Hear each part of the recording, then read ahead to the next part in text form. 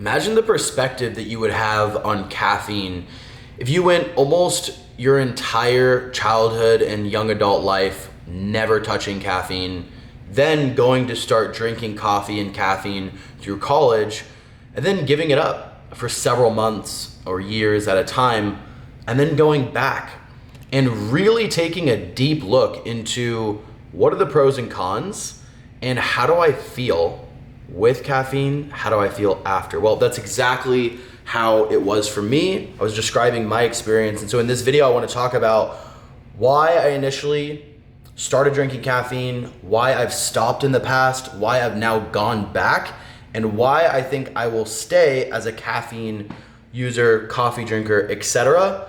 From here on going out. So essentially, I started drinking coffee as kind of an accident back in college when I was like 21. I started dating this girl that was, classic white sorority girl, was obsessed with Starbucks. So she would always get these like lattes with vanilla, sweetener and almond milk or soy milk. And I started tasting them. I was just like, wow, this is fucking bomb. And we'd be hungover, tired or something, and we'd go through the drive-thru, and I started drinking caffeine through there, and then kind of got hooked on it and would drink caffeine to like go study and grab a coffee before going to the library and stuff like that.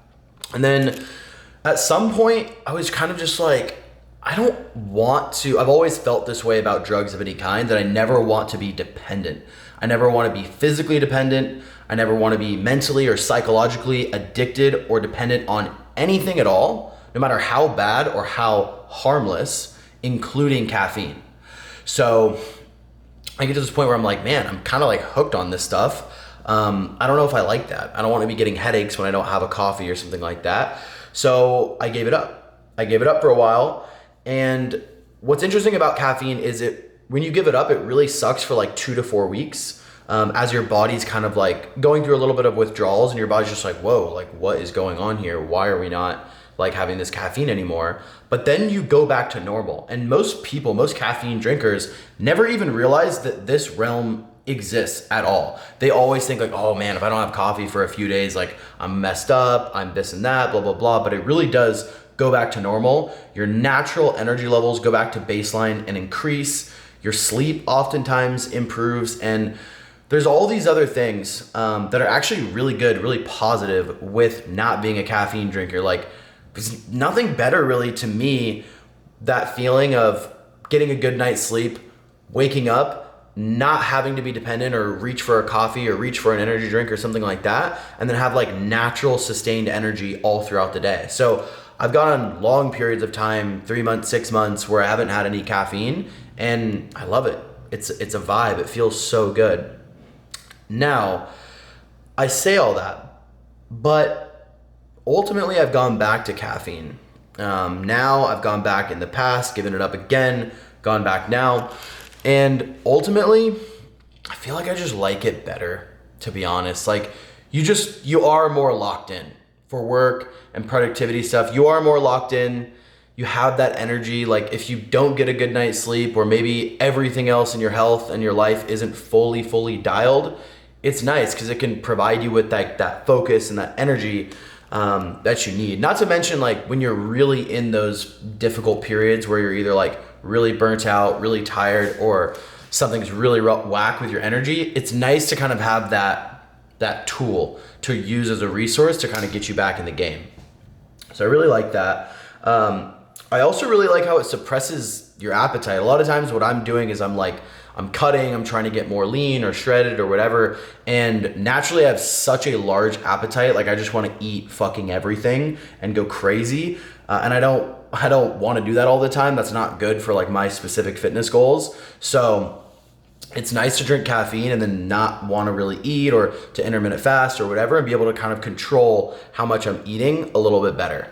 That's another benefit. I used to think that it really negatively impacted my sleep. I used to be a big caffeine drinker, and by big, I mean like maybe like a cup of coffee or 2 a day, like nothing that crazy actually.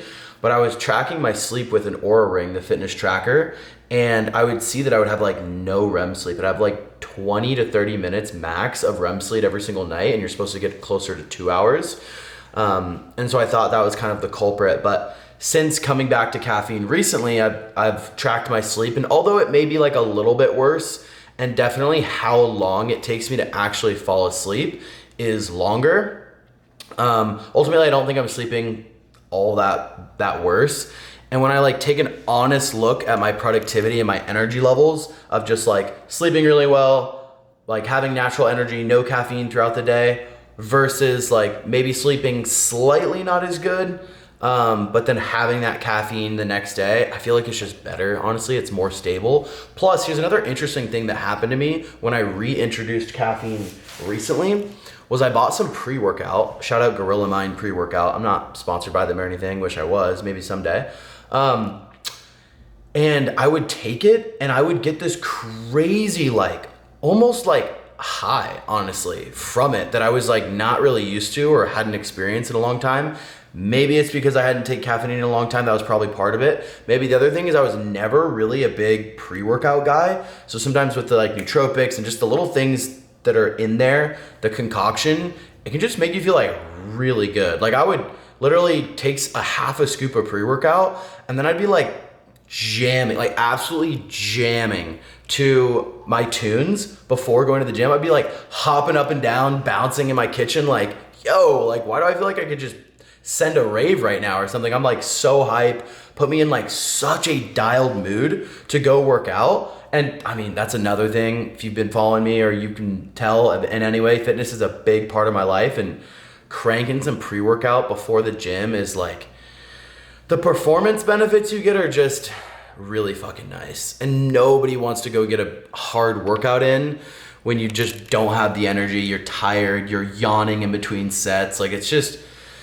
not really it. So when I really consider like all the downsides and then I consider all the upsides, like caffeine's taken the green. Like the positives come out and way out on top. So that's kind of where I'm at, but let me know your thoughts in the comments. Like I'm happy to chat more about this. I've been, as I said, super deep into either like caffeine or like none at all. So I feel like compared to most people, I have like a really solid, like unbiased opinion one way or the other, because I've done both so much. So yeah, if you have any questions about that, like feel free to reach out, follow me on Instagram, drop a comment if you have questions, struggling with caffeine or struggling to sleep, et cetera, whatever it is. But thanks for watching today's rant. Have an amazing rest of your day. Cheers.